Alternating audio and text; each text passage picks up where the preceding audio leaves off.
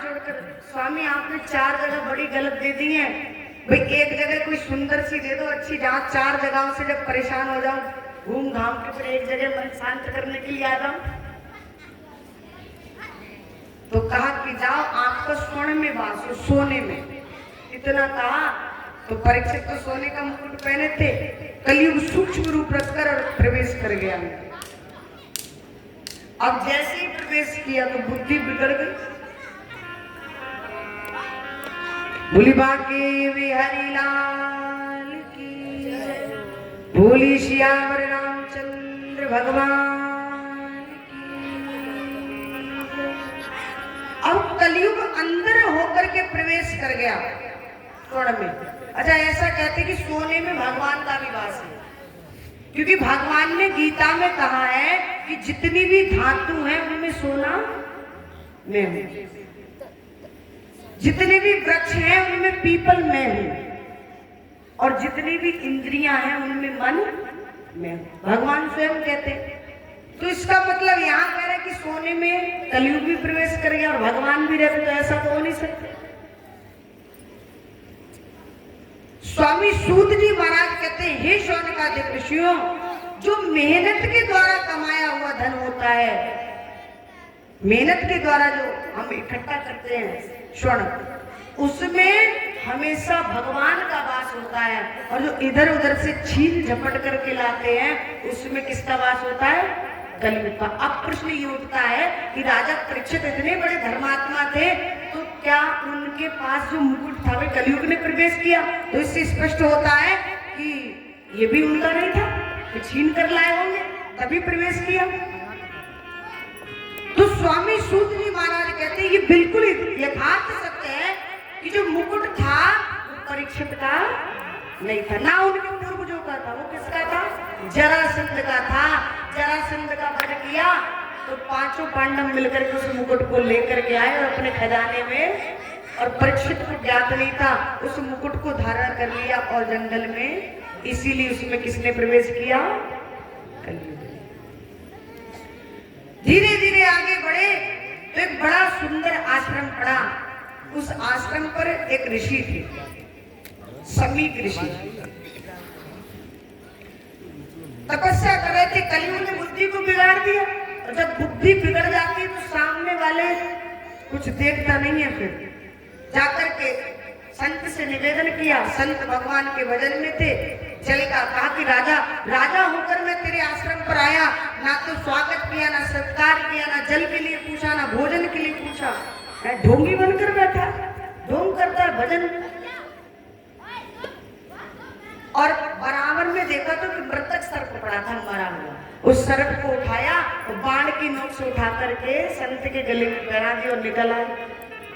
कुछ समय पश्चात समीक ऋषि का एक पुत्र था जिसका नाम था श्रृंगी, वो आया और उसने देखा वो मेरे पिता के गले में मृतक सर्प। अगर हमारे पिता के कोई थप्पड़ मारे गाल पे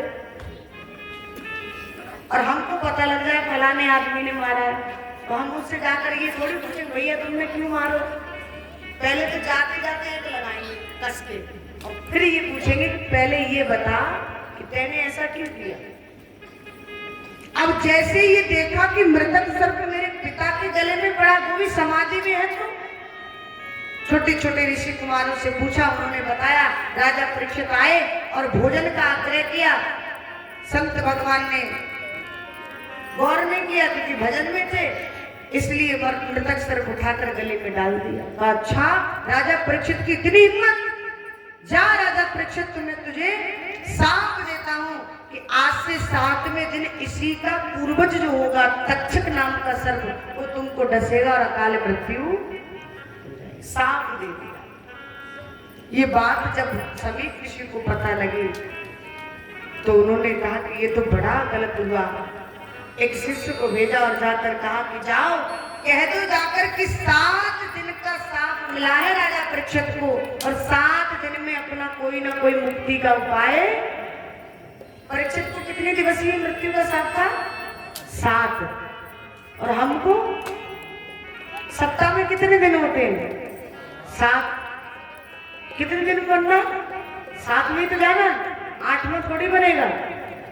पर अंतर इतना है कि जब परीक्षित को ये पता लग गया था कि 7 दिन में मेरी मृत्यु हो जाएगी, तो उन्होंने अपनी मृत्यु की तैयारी कर ली। और हम और आपको पता होते हुए भी अब तो ये लगता है कि रजिस्ट्रेशन करा के आए, हम नहीं जाएंगे से, हमको मरना ही नहीं है।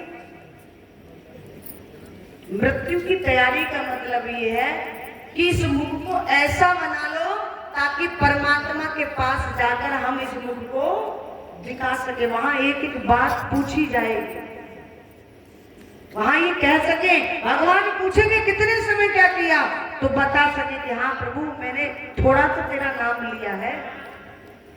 भोली बांके बिहारी लाल की जय, भोली श्याम रामचंद्र भगवान की। और जैसे ही ये बात आकर के गौरमुख नाम के शिष्य ने परीक्षित को कही कि मेरे गुरु पुत्र ने आपको साप दिया है, आज से 7वें दिन आपको तक्षक नाम का सर्प डसेगा और अकाल मृत्यु हो जाएगी, आप कोई ना कोई मृत्यु का उपाय कर लो।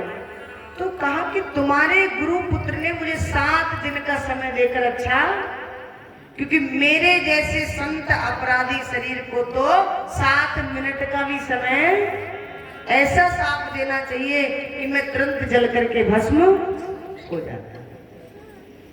आज पूरे राज्य में सूचना दे दी और तुरंत अपने बड़े पुत्र जन्मेजय का राज्याभिषेक किया।